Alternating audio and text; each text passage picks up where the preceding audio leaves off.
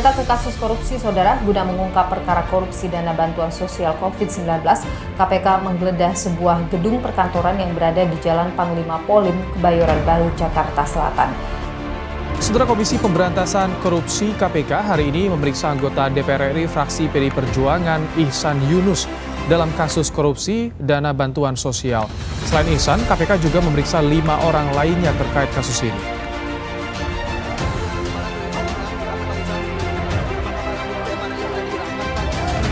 Ihsan diperiksa sebagai saksi untuk tersangka kasus korupsi bantuan sosial atas nama Matius Joko Santoso. Pemanggilannya hari ini merupakan kali kedua karena sebelumnya pada 27 Januari lalu KPK telah menjadwalkan pemeriksaan, namun ia tak hadir. Juru bicara KPK Ali Fikri menyebut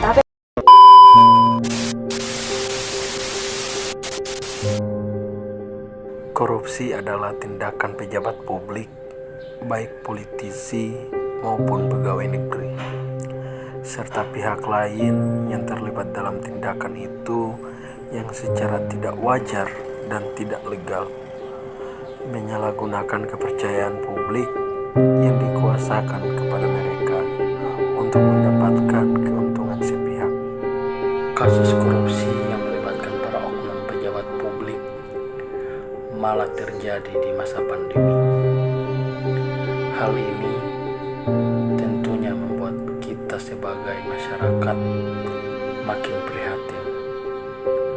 Bagaimana tidak, di tengah kondisi pandemi COVID-19 yang telah memorak-porandakan kondisi perekonomian dan kesehatan masyarakat, sejumlah oknum pejabat justru melakukan tindakan yang menciderai hati nurani masyarakat. Sungguh begitu ironis.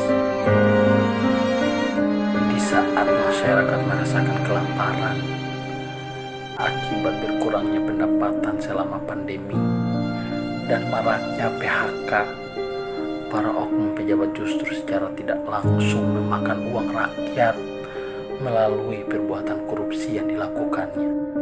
Kondisi ini tentunya menunjukkan masih rendahnya keteladanan dari sebagian para pejabat publik. Para oknum pejabat tersebut yang seharusnya memberikan contoh dan teladan bagi masyarakat justru berbanding terbalik dengan perbuatan korupsi yang dilakukannya. Pasalnya, perbuatan korupsi ini sangat berbahaya yang secara tidak langsung dapat mempengaruhi kondisi psikologis masyarakat untuk tidak patuh terhadap pemerintahnya. Masyarakat yang menaruh harapan besar agar pemerintah memberikan solusi dan bantuan untuk menyelesaikan bencana pandemi COVID-19 justru tercoreng oleh kasus korupsi para oknum pejabat tersebut.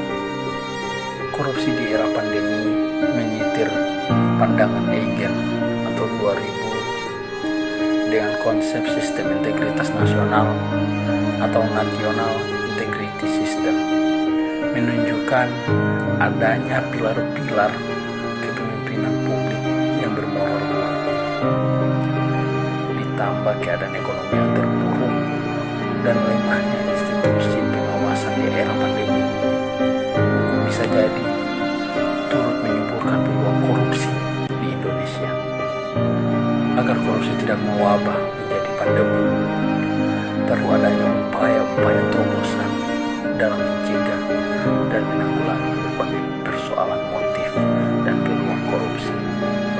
Upaya edukatif dapat ditunjukkan dengan sikap para pemimpin bangsa yang memberikan contoh dan teladan bagi masyarakat dalam kehidupan sehari-hari. Upaya pendidikan anti korupsi pun sangat penting dilakukan di berbagai lingkungan, institusi pendidikan dan masyarakat.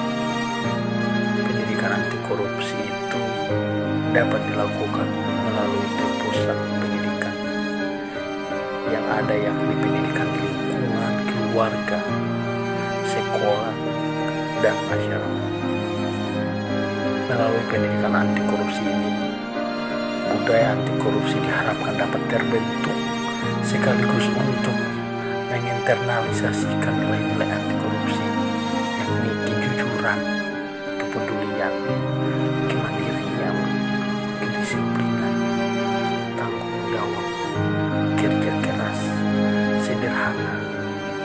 keberanian, dan keadilan.